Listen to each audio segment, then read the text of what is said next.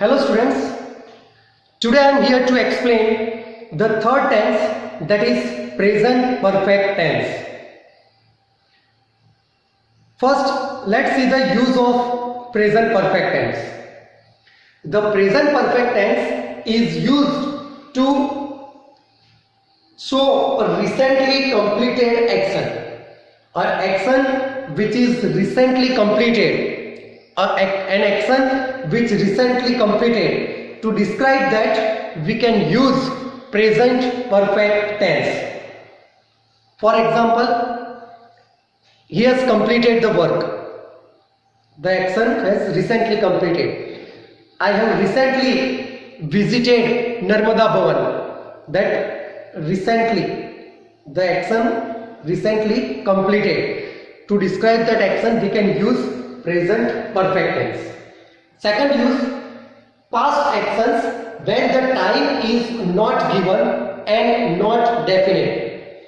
Past action but the time is not given, the time is not definite. That time also we can use present perfect tense. For example, I have completed my project. Now time is not given, time is not definite. It means I can use present perfect tense. I have completed my work. Now when, that is time is not given, so I can use present perfect tense. Third use, past actions the results of which still persist.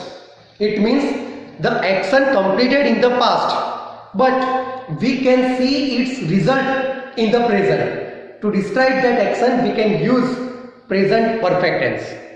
I repeat, the action which completed in the past, but we can see its result in the present, we can use present perfect tense.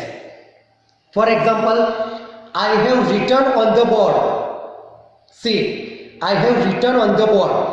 The action of writing completed, but you can see in present that something is written on the board. So I have used present perfect tense, that I have written on the board. I have completed the course. I can see its result, that I have certificate. So I can use present perfect tense. Now students, here we have to remember one note, that in present perfect tense, in many of the times we can use adverbials. Adverbials we use. These adverbials are just, never, so far, till now, already, yet. I have just finished the video. Just I have used. That is an adverbial. He has not completed his project yet. I have used present perfect tense and I have used adverbial yet. Let's understand the sentence structure of present perfect tense. See the table.